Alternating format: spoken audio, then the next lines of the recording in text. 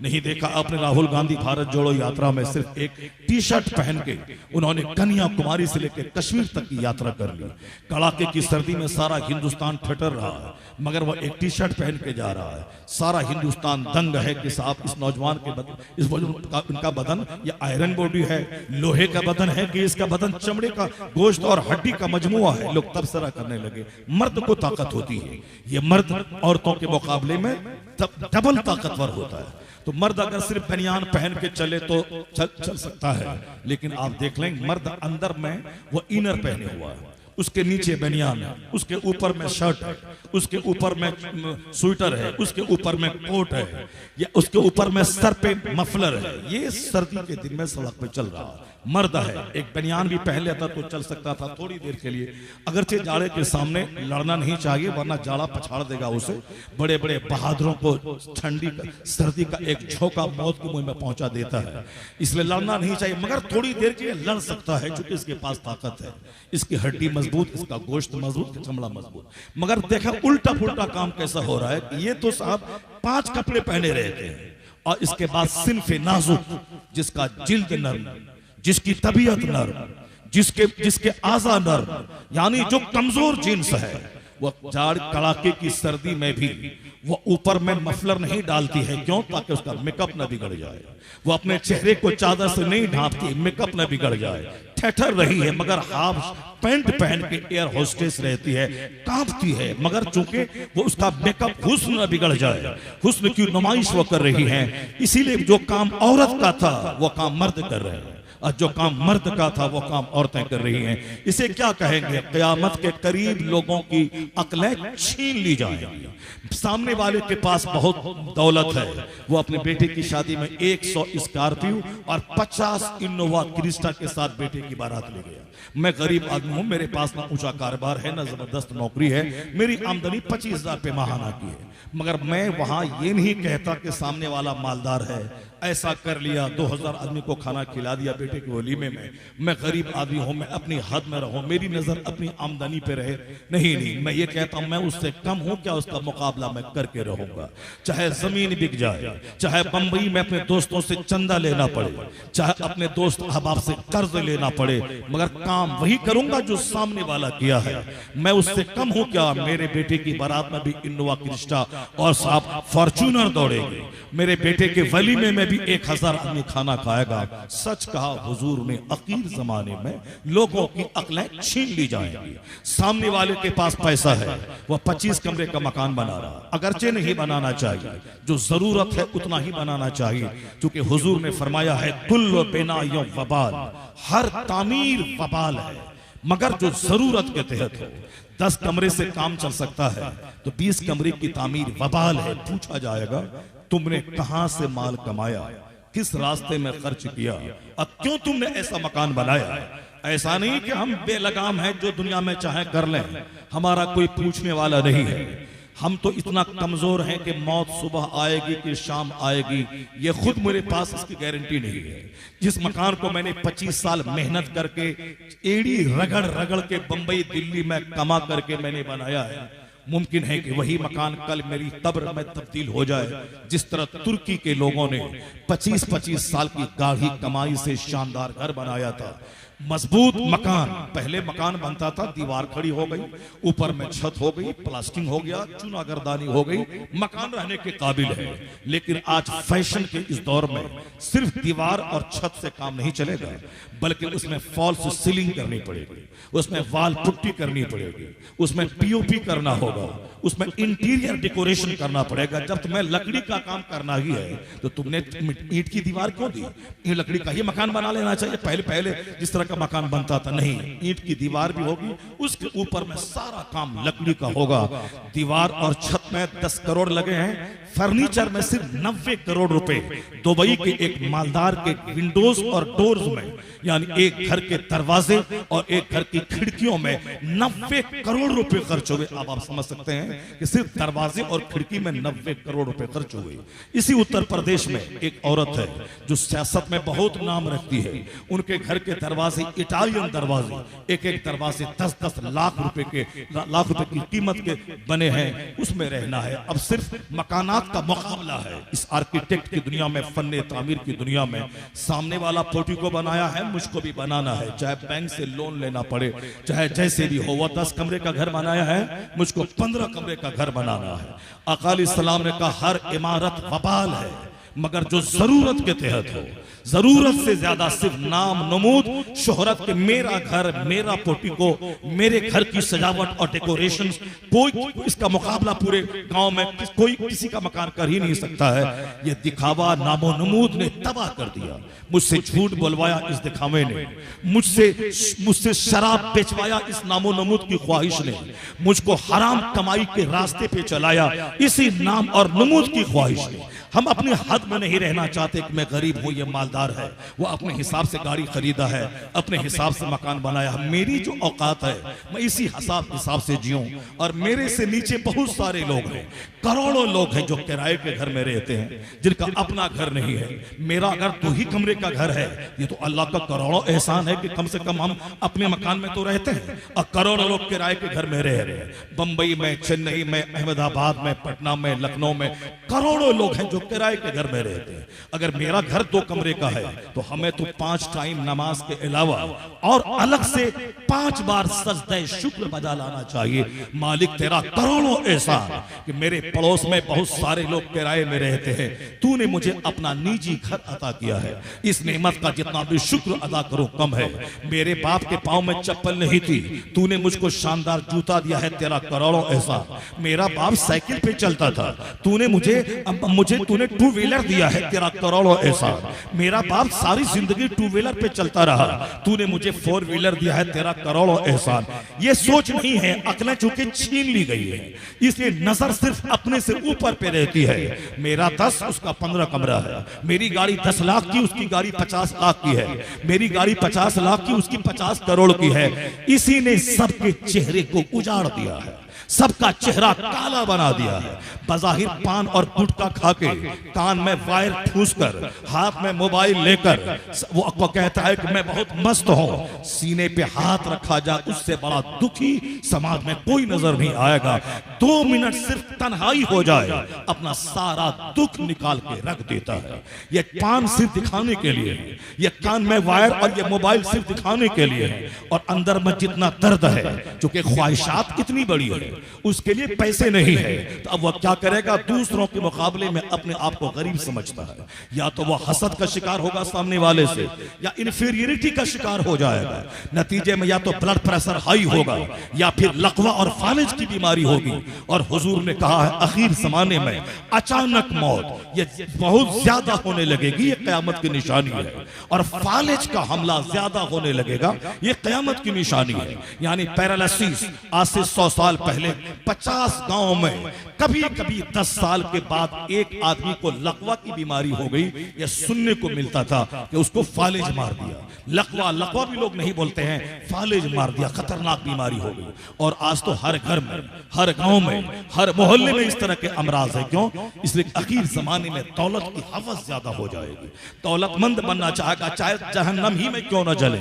यहां मकान चाहिए, यहाँ गाड़ी चाहिए, यहाँ अच्छा खाना पीना चाहिए, यहाँ बेटी और बेटे की शादी शानदार ढंग से होनी चाहिए। समाज का मुकाबला जारी है। मरने के बाद चाहे मेरी लाश को कुत्ता नोचे, कब्र में चाहे आग लगे, चाहे खरबों साल में जहन्नम की आग में जलूं, कौन सोचता है जहन्नम के बारे में? कौन देखा है? वहां हो क्या होगा कि नहीं होगा, माअज़ल्लाह। ये दाढ़ी है, टोपी है और आखिरत पर यकीन ही नहीं है। वहां क्या होगा? जो बोला, अगर शक किया कि कयामत है कि नहीं है, कौन जानता है? शक हुआ तो काफिर हो जाएगा।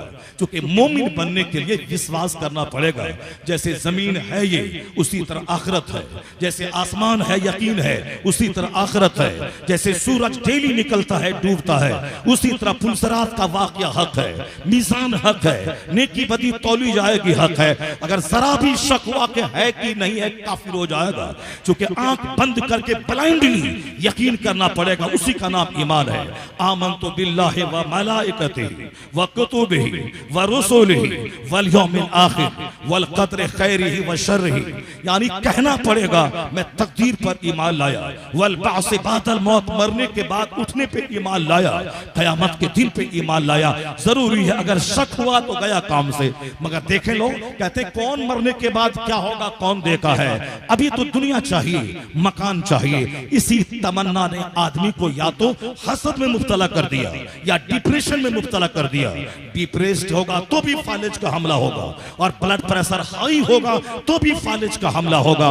तो जो बीमारियां आज पैदा होने वाली थी ब्लड प्रेशर हाई या ब्लड प्रेशर लो होने की वजह से, नहीं है तो गुस्सा और हसद ब्लड प्रेशर हाई होगा, या फिर मायूसियत और एहसास कमतरी वहां ब्लड प्रेशर लो होगा।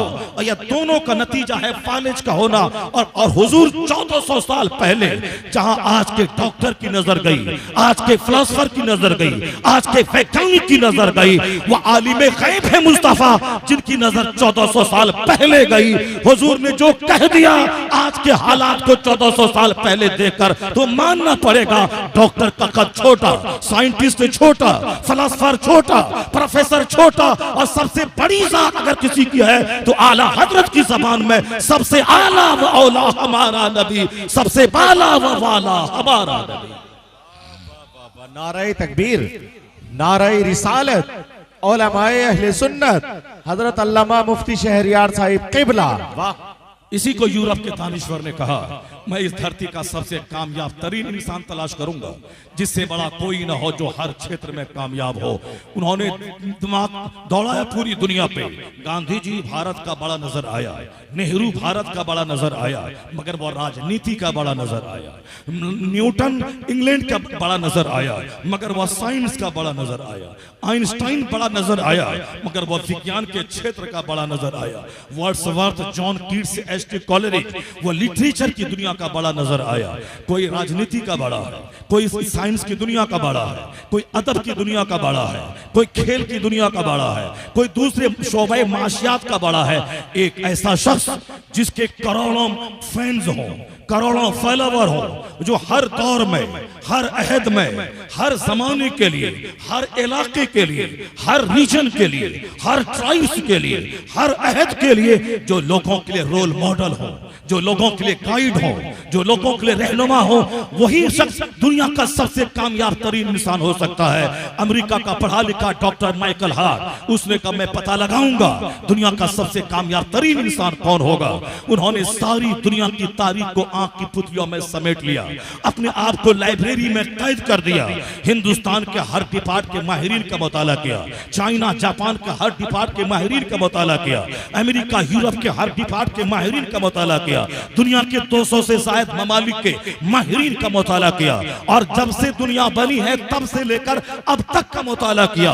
पूरी दुनिया के उन्होंने हकाइक से काम लेते हुए कहा मैं एक्सेजरेशन को जगह नहीं दूंगा, मैं मुबालगा आराई से काम नहीं लूंगा, मैं अकीदत और मोहब्बत को जगह नहीं दूंगा कि जिसकी तरफ मेरी मोहब्बत है मैं मोहब्बत की वजह से उनको आगे बढ़ाऊंगा। कहा नहीं नहीं, मैं चाहे मानूं जिस पैगंबर को, मगर मैं बोलूंगा सच, चाहे मैं जिस शोबे से ताल्लुक रखूं, मगर मैं बोलूंगा हक, और हक के लिए मुताला चाहिए। उन्होंने सच्चाई का मुताला किया, दुनिया की तारीख को खंगाल के रख दिया। डॉक्टर माइकल हार्ट उन करोड़ों में से 100 आदमी को छांटा, या 100 महान है, दुनिया के करोड़ों इंसानों में अजीम इंसान है। इस 100 में महानतम कौन है, जो सबसे ज्यादा अजीम तरीन और कामयाब तरीन इंसान हो, जिसके जो अमेरिका के लिए भी लाजवाब हो, हिंदुस्तान के लिए भी लाजवाब हो, चाइना जापान के लिए भी लाजवाब हो, श्रीलंका के लिए भी लाजवाब हो, हर अहद के लिए लाजवाब हो। उन्होंने सच्चाई का पता लगाते हुए आखिर इस नतीजे पर पहुंचा कि कोई ऐसा शख्स नहीं मिलता जो हर एतबार से कंप्लीट हो, वह इंसान कामिल हो और हर आदमी के लिए मुफीद हो, हर शोबे में शानदार रहनुमाई उसकी हो। और ये रहनुमाई 1400 साल पहले से लेकर कयामत तक हर अहद के लिए हो। उन्होंने दिमाग जला जला कर कई साल के बाद जो किताब तरतीब दी, उसका नाम द 100। उसमें पहला नाम जो आया, लोग कहते थे वह क्रिश्चियन है, हजरत ईसा का नाम पहले नंबर पे देगा।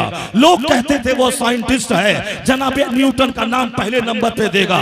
लोग कहते थे वह यूरोप का है, वह यूरोप के किसी आदमी का नाम अव्वल नंबर पे देगा। लोग कहते थे वो अमेरिका का डॉक्टर माइकल हार्ट, अमेरिका के इब्राहिम लिंकन का नाम देगा।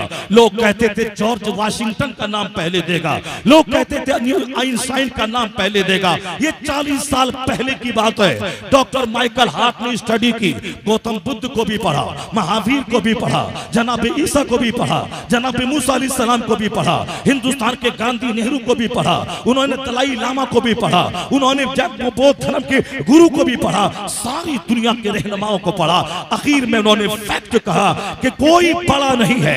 He was the only man in history who was supremely successful on both levels, religious and secular। कहते मजहब और सियासत दोनों सतह पर सबसे ज्यादा कामयाब तरीन शख्स हकीकत की निगाह में अगर कोई है तारीख में तो पहला नाम मोहम्मद अरबी का आता है।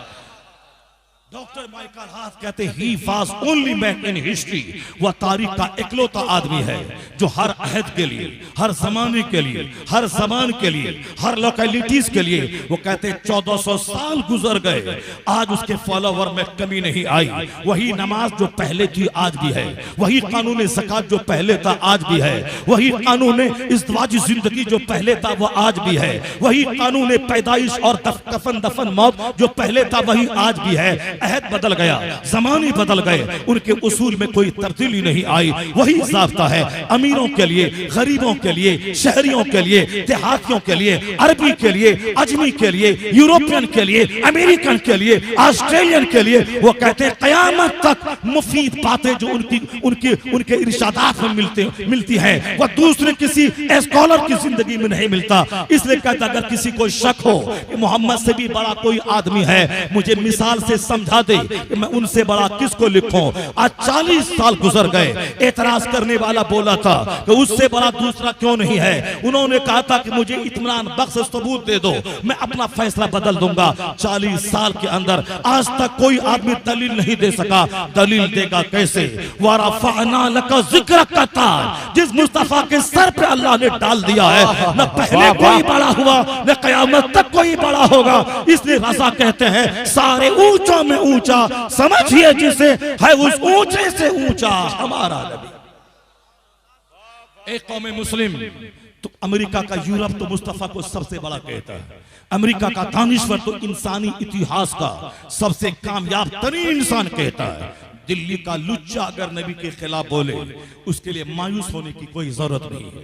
दिल्ली की कोई बंदरिया अगर पैगंबर आजम की जिंदगी पे नुक्ताचीनी और तनकीद करे, उस बंदरिया की औकात ही क्या है जिसे एक जुमला हिंदी बोलना ठीक से नहीं आता हो, एक जुमला अंग्रेजी ठीक से बोल नहीं पाती हो, एक जुमला उर्दू ठीक से नहीं बोल पाती हो।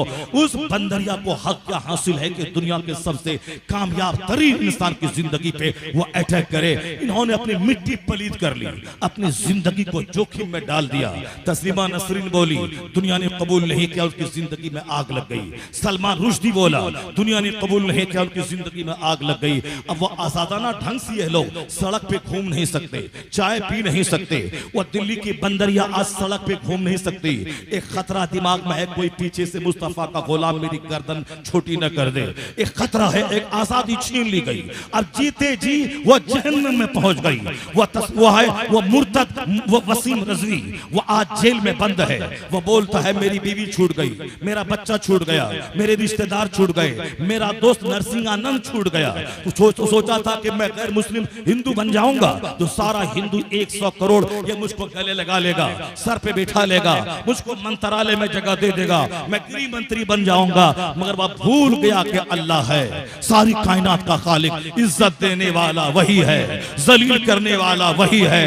वह देखता है जहन्नम तो वहां देता है, यहां उस आग की हल्की सी झलक दिखा देता है। आज उसको नरसिंहानंद ने छोड़ दिया, सारा हिंदू तबका छोड़ दिया, उसकी बीवी उसके बच्चे छोड़ दिए। वो कहता अब मैं जहर खा के मर जाऊंगा। जहर खा के तो मर ही जाना चाहिए, तेरा अंजाम वही है।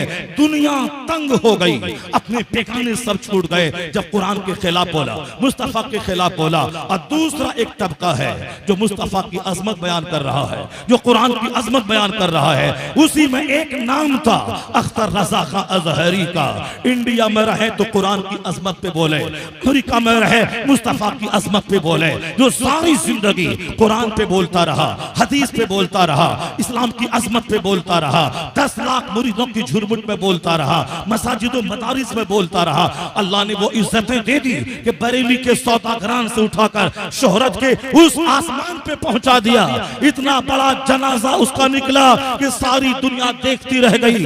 अमेरिका का प्रेसिडेंट, हिंदुस्तान का प्रधानमंत्री सोचता रह गया कि जो अखबारात से दूर था, व्हाट्सएप से दूर था, यूट्यूब से दूर था, ये कौन सा कमाल था, इसे शोहरत के आसमान पे पहुंचा दिया। तो मानना पड़ा यूट्यूब की शोहरत आरजी है, व्हाट्सएप की शोहरत आरजी है। जो शोहरत अल्लाह की तरफ से मिल जाए वह दाई शोहरत है। इस फकीर को दीन की खिदमत का ये इनाम मिला कि जन्नत वहां मिलेगी, शोहरत और मकबूलियत की दौलत यहां अल्लाह ने नवाज दिया।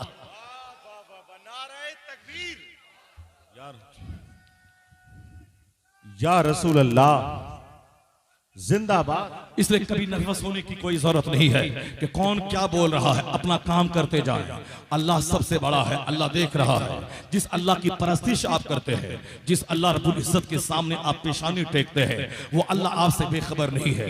वो अल्लाह जान रहा है कि मेरे बंदे मस्जिदों में 5 वक्त क्या बोलते हैं। वो अल्लाह देख रहा है कि मदरसों की चटाई पे ये हमारे बंदे क्या पढ़ रहे हैं। वो अल्लाह देखता है कि रात के आखिरी पहर में हमारे मकबूल बंदे आंखों से आंसू के कतरे बहाकर मुझसे मगफरत की भीख मांग रहे हैं। वो अल्लाह देख रहा है कि खाने काबा के इर्द गिर्द 50 लाख से ज्यादा का मजमा एक धूरी के इर्द गिर्द किस तरह हज के मौके पर घूमता रहता है और साल भर तक उस अल्लाह के घर का तवाफ करता रहता है। अल्लाह देखता है हज कैसे हो रहा है, माह रमजान में नेकियों का माहौल कैसा पैदा हो रहा है। अल्लाह को देख रहा है कि हम बहुत सारा तबका है जो मेरा इनकार कर रहा है, लेकिन एक मुसलमानों का बड़ा ग्रुप है 200 करोड़ लोगों का जो माह रमजान में 12 से 15 घंटे भूखा रहकर वो अपने मोमिन होने का सबूत देता है। अल्लाह की खातिर बीवी को छोड़ देता है, अल्लाह की खातिर दाना छोड़ देता है, अल्लाह की खातिर पानी छोड़ देता है। जब अल्लाह की खातिर दाना पानी बीवी को बंदा 15-15 घंटे छोड़ देता है तो अल्लाह तबारक व तआला अपने इन मखसूस बंदों को जलील कैसे करेगा, रुस्वा कैसे होने देगा। अल्लाह है, सिर्फ शक की बुनियाद पे इनकार नहीं किया जा सकता है। कोई बकवास करे, उसकी बकवास को सुनने के बाद अपना ईमान कभी कमजोर मत करना। अल्लाह है जो सारी कायनात का खालिक है। और अभी तो तुमको तजर्बा ऐसा हो गया, पहले तो पढ़ता था कि वकुलिल्लाहुम्मा मालिकल मुल्क तूतिल मुल्क मन तशा व तंज़िउल मुल्क मिम्मन तशा। सारे बादशाहों का बादशाह है वो खुदा, जिसे चाहता है इज्जत देता है, जिसे चाहता है जलील करता है। ये तो तुम कुरान में पढ़ते थे, लेकिन अपनी आंखों के सामने अभी आपने देखा 2 साल पहले आज किस तरह हिंदुस्तान में लोगों ने हालात पैदा कर दिए थे। 1-1 हजार साल से मेरे बाप दादा यहाँ रह रहे। हमारी मस्जिदों की तारीख हजार साल पुरानी तारीख है। 1200 साल से हिंदुस्तान में करोड़ों मुसलमान रह रहे हैं। यहाँ की जमीन पे खेती करना, बिजनेस करना, यहाँ के लोगों को तहजीब सिखाना, ये सब मुसलमानों का इंपॉर्टेंट रोल रहा हिंदुस्तान की सरजमीन पे। हिंदुस्तान में एक कॉलेज नहीं था और आज की तारीख में कितने कॉलेज हैं आप गिन नहीं पाएंगे। आज से 500 साल पहले एक मेडिकल कॉलेज नहीं था इंडिया में। आज कितने कॉलेज हैं आप गिन नहीं पाएंगे। आज से 500 साल पहले कोई यूनिवर्सिटी नहीं थी, चाहे जवाहरलाल नेहरू यूनिवर्सिटी हो, चाहे दिल्ली यूनिवर्सिटी हो, चाहे पटना यूनिवर्सिटी हो, चाहे रोहिलखंड बुंदेलखंड यूनिवर्सिटी हो, चाहे एम्स अलीगढ़ यूनिवर्सिटी हो। ये सबकी तारीख 200 साल के अंदर की है। 500 साल पहले कोई यूनिवर्सिटी नहीं थी, 500 साल पहले कोई इंजीनियरिंग कॉलेज नहीं था। ये वो हिंदुस्तान है जिसमें एक कॉलेज नहीं था, लेकिन आज हजारों कॉलेज है, आज सैकड़ों यूनिवर्सिटी, आज लाखों स्कूल इस हिंदुस्तान की सरजमीन में मौजूद हैं। ये बताएं कि हिंदुस्तान में इल्म का चिराग लेके कौन आया?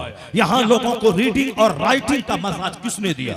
आज से 500 साल पहले कोई कॉलेज नहीं था। ये लाल किला का इंजीनियर कौन था जिसने ऐसी इमारत हिंदुस्तान को दे दी, जिस इमारत का जवाब न अमेरिका के पास है, न ब्रिटेन के पास है, न फ्रांस के पास है, न चाइना जापान के पास है। जब वहां के टूरिस्ट, जब वहां के सयाह आते हैं, लाल किला की नक्काशी, उसकी मीनार, उसके गुंबद, उसके गेट को देखते हैं तो दंग रह जाते हैं। 150 मंजिला मकान बनाना आसान है मगर ऐसी नक्काशी मुश्किल है। यहाँ का इंजीनियर कहां से आया? यह हिंदुस्तान का कुतुब मीनार, जिसकी बुलंदी और जिसकी नक्काशी, जिसमें आयात कुरानिया की तहरीर को लोग देखें तो दंग रह जाएं। आखिर ये मीनार का इंजीनियर कहां से आया? ये ताजमहल जो दुनिया के 7 अजाइबात में से एक अजूबा है, ये सबसे बड़ा ताजुबखेज अजूबा, ये इमारत किसने दी? इंजीनियर वहां का कहां से आया? उसका जबकि उस वक्त इंजीनियरिंग का कॉलेज ही नहीं था। मकराना की जमीन से हाथी के जरिए, बैल के जरिए, बैलगाड़ी पे वहां से संगमरमर को लाना, उसकी नक्काशी करना और फिर कई 100 फीट की बुलंदी पर, 150 फीट की बुलंदी पे उस पत्थर को सेट करना, उसकी नक्काशी करना। आज के साइंसदान महवे हैरत है कि कैसे 500 साल पहले यह काम हुआ। वह इंजीनियर कहीं का नहीं था, वह इंजीनियर इसी मदरसे की चटाई का पढ़ा हुआ था, वह इंजीनियर इसी मदरसे का था। तो मैं कह सकता हूं लाल किला का इंजीनियर, ताजमहल का इंजीनियर, जामा मस्जिद का इंजीनियर इसी मदरसे का था। इसी मदरसे के इंजीनियर ने जब आर्किटेक्ट फन्ने तामीर को हिंदुस्तान वालों को दिया और फिर जैसे धीरे धीरे यहाँ मेडिकल कॉलेज, इंजीनियरिंग कॉलेज खुलने लगे तो इसी मुसलमान इंजीनियरों के नक्शे के मुताबिक यहाँ की इमारतें बनने लगी, यहाँ के इंजीनियर पढ़ने लगे, उसका सिलेबस यहाँ आ गया। तो हिंदुस्तान में अगर आज इंजीनियरिंग कॉलेज जवान है तो एहसान मुसलमानों का है और एहसान इस मदरसे का है। इसने स्कूल खोलने का दरवाजा खोला। कयामत तक भारत में जहां यूनिवर्सिटीज खुलती जाएंगी उन सबों का सेहरा इन मदरसों के सर जाएगा।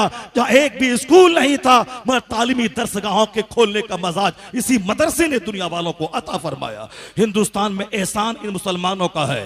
और आज तो इसी मुसलमान को खदेड़ने की बात कर रहा था। मुसलमान ने हिंदुस्तान की मईशत को मजबूत किया। भारत सोने की चिड़िया कभी कहलाता था। मुसलमानों के वजूद से हिंदुस्तान की मईशत मजबूत हुई। लेकिन आपने देखा होगा 2 साल पहले किस कदर लोगों ने बदमाशी शुरू कर दी। खदेड़ के भगा देंगे, तुम्हें निकाल देंगे, जाओ बांग्लादेश, जाओ पाकिस्तान, जाओ अफगानिस्तान। पाकिस्तान से कोई आएगा तो एज ए गेस्ट मेहमान बना के रखेंगे। तुम्हारा बाप 1000 साल से यहाँ रह रहा है, 500 बीघा जमीन है, उस जमीन में 100 साल पहले से तेरे बाप का नाम है। लेकिन नहीं, नाम गलत हुआ तो तुम्हें निकाल देंगे। आधार कार्ड में कुछ है, बैंक पासबुक में कुछ है, कॉलेज की डिग्री में कुछ नाम है और साहब इलेक्शन आई कार्ड में कुछ नाम है। नाम दुरुस्त रहा तो ठीक है, वरना जमीन तेरी जब्त कर ली जाएगी और तुझे भगा के बांग्लादेश भेज दिया जाएगा और बोला जाएगा कि तुम बांग्लादेश से यहाँ आए हो, घुसपैठी हो तुम। क्या बदतमीजी का माहौल पैदा कर दिया था हिंदुस्तान में लोगों ने। लोग साहब कर्नाटक से आके अपने गांव में रह रहे हैं एक महीना से, ताकि क्योंकि नाम सबका अलग अलग है, स्कूल के सर्टिफिकेट में नाम अलग है और साहब कॉलेज में अलग है, अब इलेक्शन आई कार्ड में अलग है, कहीं अंसारी है, कहीं आलम है, कहीं मोहम्मद है, कहीं मोहम्मद नहीं है। 2-2 महीने 3-3 महीने फैक्ट्री छोड़कर लोग नाम दुरुस्त करने के पीछे कभी बीएलओ के पास दौड़ रहे हैं, कभी ब्लॉक डेवलपमेंट ऑफिसर के पास दौड़ रहे हैं, कभी बैंक दौड़ रहे हैं, कभी कचहरी दौड़ रहे हैं, कभी कॉलेज हायर सेकेंडरी बोर्ड दौड़ रहे हैं ताकि नाम दुरुस्त हो जाए। परेशानी थी कि मुझे भगा दिया जाएगा, मुझे निकाल दिया जाएगा। हर दिन वो कहानी सामने आ रही थी कि फलां को डिटेंशन कैंप में डाल दिया गया। आसाम में बन रहा है, बेंगलोर में बन रहा है, वहां बन रहा। सारे हिंदुस्तान का चेहरा, मुसलमानों का चेहरा सूखा हुआ था। लेकिन मालूम है तुम्हें उस खतरनाक माहौल से अल्लाह ने कैसे निकाला है। हिंदुस्तान के शरीर मुझे मसल देना चाहते थे, मुझे मार देना चाहते थे, हिंदुस्तान से निकालने की तरकीब बना रहे थे और आज भी खुफिया तौर पर बना रहे होंगे। लेकिन आपको दहशत में आने की कोई जरूरत नहीं। अल्लाह है, अल्लाह हक है, कुरान हक है, इस्लाम हक है। तो जिस अल्लाह ने नमरूद को दुनिया की सल्तनत दी थी, वह नमरूद खुदाई का दावा करने लगा, लोगों से सजदा करवाने लगा। अल्लाह ने छूट छूट दे दी 10 साल, 20 साल, 25 साल, 50 साल, अल्लाह के नजदीक 50 साल की कोई हैसियत नहीं है। इसलिए आप भी हमेशा समाज के किसी सूदखोरों को देखें, इनकी दौलत बढ़ती जा रही है, ये ना बोलें कि अल्लाह नहीं है, अल्लाह रहता तो पकड़ लेता इसको। ये 25 साल से सूद खा रहा गरीब कहां बन रहा है। मौलाना बोलते हैं कि शराबी का फेफड़ा जल जाएगा, मौलाना कहते हैं कि सूदखोर की दौलत घट जाएगी, मौलाना बोलते हैं कि नमाज नहीं पढ़ेगा जोहर की तो रोजी से बरकत खत्म हो जाएगी, मौलाना कहते हैं फजर की नमाज छोड़ेगा तो चेहरे का नूर खत्म हो जाएगा। ये तो 50 साल से नमाज नहीं पढ़ता है मगर आराम से रह रहा है। ये तो 50 साल से सूद खा रहा है, दौलतें इसकी बढ़ती चली जा रही है। तो ये तो 60-70 साल से शराब पी रहा है, दौलतें उसकी बढ़ रही है। ये तो गरीबों पे अत्याचार 50 साल से कर रहा है, कहां वह जलील और रुस्वा हो रहा है। ये हमारे दिमाग में आता है कि 50 साल हो गए अजाब नहीं आया, तो आप जान लें कि ये दुनिया अजाब और जजा की जगह नहीं है, ये दारुल जजा नहीं है, ये दारुल अमल है, काम की जगह है। ये अमल माशीत हदीस में आया है, जो तेरी तबीयत में आए तू कर। ये दुनिया का 60, 70, 80, 90, 100 साल, मैक्सिमम 100 साल ये हमने तुझको दे दिए है और तुमको आजादी है, चाहे शराब पी के जिंदा रह, या दूध पी के जिंदा रह, या ताड़ी पी के जिंदा रह, या पानी पी के जिंदा रह। एक तरफ शराब का गिलास, एक तरफ दूध का गिलास, अब तेरी मर्जी है, चाहे शराब की तरफ हाथ बढ़ा या दूध की तरफ हाथ बढ़ा। एक तरफ मस्जिद है, जाके मस्जिद में नमाज पढ़, या तेरी मर्जी है मंदिर में घंटा बजा। एक तरफ नेकों की महफिल है, वहां जाके बैठ, या शराब की भट्टी में जाके वहां खूब गालियां दे और खूब कीमत की महफिल सजा। 80, 90, 100 साल, इससे ज्यादा नहीं। इससे ज्यादा अगर कोई जिंदा रह भी गया वो मुर्दा लाश की तरह है, और इसी 100 साल के अंदर ही तुझको दुनिया छोड़ के जाना होगा। हर जुमा के दिन खुतबे रज़विया में इस हदीस पाक की तिलावत होती है, ए अमल माशीता, do what do you want, जो तेरी तबीयत में आए तू कर ले। आलिम को गाली दे, माँ बाप को लात और जूते से मार दे, अपने पड़ोसी पे जुल्म कर ले, नौकर गुलाम पे अत्याचार कर ले, दिन रात शराब पीता रहा, जैसे भी हो 100 साल 1 मिनट है अल्लाह के नजदीक। तुम्हारे नजदीक 100 साल है, अल्लाह के नजदीक वो 1 मिनट है, 1 मिनट से भी कम है। क्यों? मरने के बाद की जो जिंदगी है वहां का एक दिन दुनियावी गिनती के हिसाब से 50,000 साल के बराबर है। कान मिकदारहु 50,000 सना, वहां का दिन जिसकी मिकदार दुनियावी गिनती के हिसाब से 50,000 साल का एक दिन होगा मरने के बाद का, उसके मुकाबले में दुनिया का 100 साल तो 1 सेकंड है। तो 1 सेकंड जैसे जीना है जी ले, शराब पी के जी ले, ज़िना करके जी ले, मौलाना को गाली दे के जी ले, मदरसे को मिटा के जी ले, जुल्म अत्याचार करके जी ले, और सूद खा के जी ले, जैसे जीना हो जी ले। मरना तो है तुमको 100 साल के अंदर ही में, फिर अल्लाह के पास जाएगा, अल्लाह तुझे बता देगा, कमा तो दीनो तो दान, जैसी करनी वैसी भरनी, जैसा पूरे काम का बुरा नतीजा, उसी की हल्की सी झलक अल्लाह दुनिया में देता है। तो ऐसा नहीं कि दुनिया में नहीं देता है, दुनिया दारुल जजा नहीं है, मगर हल्की सी झलक दिखलाता है। वाला अजाबुल आखिरत अकबर, आखिरत का अजाब तो बहुत बड़ा है। दुनिया में जो आदमी माँ बाप की तौहीन करेगा उसका बेटा नाफरमान पैदा होता है, और बाप को जो तकलीफ दिया था उससे बड़ी तकलीफ इनका बेटा इनको देता है। यह हल्का सा बदला है, और खतरनाक बदला तो मरने के बाद जहन्नम की आग में बाप को मारने का, माँ को सताने का, पड़ोसी को जुल्म करने का, नौकर को आंख दिखलाने का, दूसरों को गाली देने का, दौलत के नशे में फिरौन बनने का, इसका तो हकीकी सजा, इसकी हकीकी सजा तो मरने के बाद ही है। वाला अजाबुल आखिरत अकबर, आखिरत का अजाब सबसे बड़ा है, मगर उसी की छोटी सी झलक अल्लाह दुनिया में दिखला देता है। माँ बाप का नाफरमान, मैंने अपनी आंखों से देखा, मेरे घर के सामने एक शख्स का घर था, उसका बूढ़ा बाप, उसका जवान बेटा, जिस तरह एक मुर्दा कुत्ते को आदमी घसीट कर गड्ढे में डालता है, उसी तरह मेरी उम्र गालिबन 10 से 12 साल रही होगी। मैं सारा गांव जमा था इस तमाशे को देखने के लिए। मेरे वालिद ने कहा, जो कुछ तुम देख रहा है कि ये बेटा अपने बाप को इस तरह घसीट रहा है। मेरे बाप की उम्र उस वक्त 50 साल थी। वो कहते हैं कि मैंने अपनी आंखों से सेम यही मंजर मैंने देखा है। जो आज घसीटा जा रहा है ये भी अपने बाप को ऐसे ही घसीटा था। वो मंजर मैंने देखा था। ये है अदना सा बदला, जैसी करनी वैसी भरनी। उन्होंने अपने बाप को घसीटा था, उनका बेटा उसको घसीट कर हजारों आदमी के सामने उसकी बेइज्जती का तमाशा उसने दिखलाया। पाकिस्तान का एक शख्स वह शराबी था, उनकी मां बराबर कहती थी कि बेटा शराब मत पी, दुनिया आज है कल खत्म। यह दुनिया ढलती छांव की तरह है, कोई हमेशा जवान नहीं रहता है। जवानी क्षण भर की आती है, फिर बुढ़ापे में तब्दील हो जाती है। जैसे दरख्त का साया है, अभी इधर है, सूरज जैसे ढला वो साया उधर चला जाता है। दुनिया की कोई चीज एक हालत पर नहीं रहती है।